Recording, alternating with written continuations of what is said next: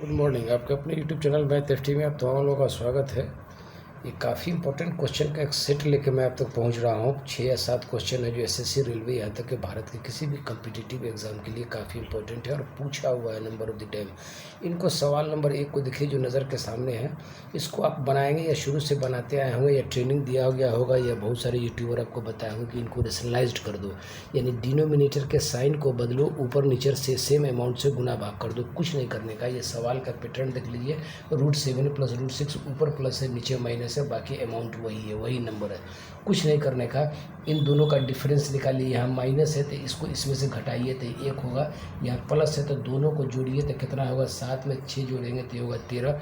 Answer आप लिखिए, 3 second का काम है ये 13 जो जोड़ आया उसको पहले रखिए, +2 अपनी जगह से रखना है, इंटू रूट अंडर, ये रूट का खेल है इसलिए रूट लगाइए। 7 को 6 से मल्टीप्लाई कर दीजिए, ये कितना हो जाएगा 42, और इनको इनके डिफरेंस से भाग दे दीजिए तो इसका मतलब होगा कि 13 + 2√42 यही इनका जवाब होगा।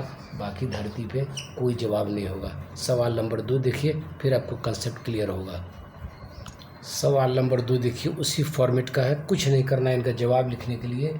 इन दोनों का डिफरेंस निकालिए, यानी 5 में से 3 को घटाइए तो ये 2 होगा। माइनस है इसलिए घटाया, यहाँ प्लस है, इन दोनों को जोड़ दीजिए, ये कितना होगा 8। आंसर लिखना शुरू कीजिए। आंसर बराबर ये जो निकला ना 8, ठीक।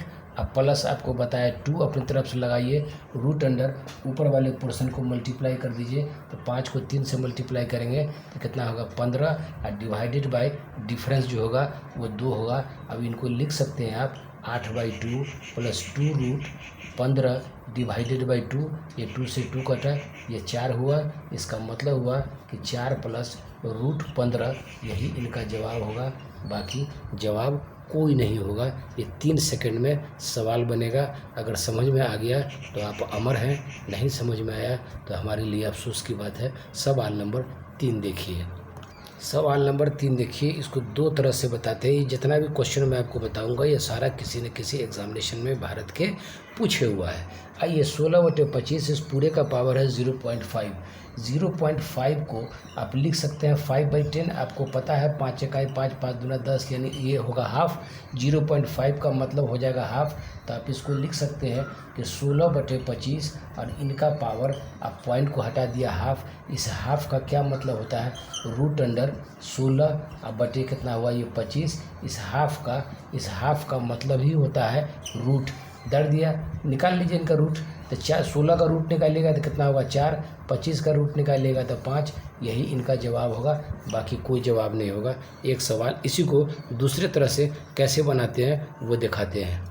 इसी सवाल को दूसरे तरह से कैसे बनाते हैं। 0.5 का मतलब हुआ 5/10, अभी बना के गए हैं, इसका मतलब हुआ हाफ। इसका क्या मतलब हुआ कि 16/25 इनका पावर हुआ हाफ। 16 को लिख सकते हैं 4 पे पावर 2, 25 को लिख सकते हैं 5 पे पावर 2, इस पूरे का पावर हाफ आया। इसका मतलब हुआ कि इनको लिख सकते हैं 4/5। ऐसे देखने में अगर दिक्कत होता है, इस पूरे का स्क्वायर और इस पूरे का पावर हो जाएगा आपको हाफ। लॉ ऑफ इंडिसेस से आप जानते हैं कि पावर पे पावर होता है तो वो आपस में मल्टीप्लाई हो जाता है। इसका मतलब हुआ कि 2 × 1/2, 2 से 2 कैंसिल हो गया। फाइनल अब इनको जवाब मिला 4/5, यही इनका जवाब होगा। इससे पहले भी आया था लेकिन दूसरा मेथड जो है वो लंबा है।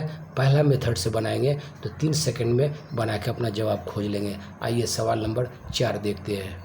आइए, ये सवाल देखिए, मैं पहले कह चुका हूँ कि जितना भी सवाल बताता हूँ ये पूछा हुआ सवाल है। कहता है इसका वर्गमूल निकालिए। वर्गमूल निकालने का मतलब हुआ कि 8 - 2√15, इनका वर्गमूल निकालना है। इसका फॉर्मेट यही हुआ, इतना बराबर क्या होगा। कुछ नहीं करने का। ये जो दूसरा रूट के अंदर में 15 दिया हुआ है, इनका एक ऐसा फैक्टर तोड़िए। 15 को लिख सकते हैं 5 × 3, इस दोनों को जब जोड़िएगा ना तो ये 8 के बराबर होगा। 5 को 3 से मल्टीप्लाई कीजिएगा तो ये 15 होगा, दोनों को जोड़िएगा तो 8 के बराबर होगा। आंसर लिखना चालू कीजिए। ये जो फैक्टर टूट के आया इस पर रूट डाला हुआ है, इसलिए इनके अंदर इन पर भी रूट डाला जाएगा।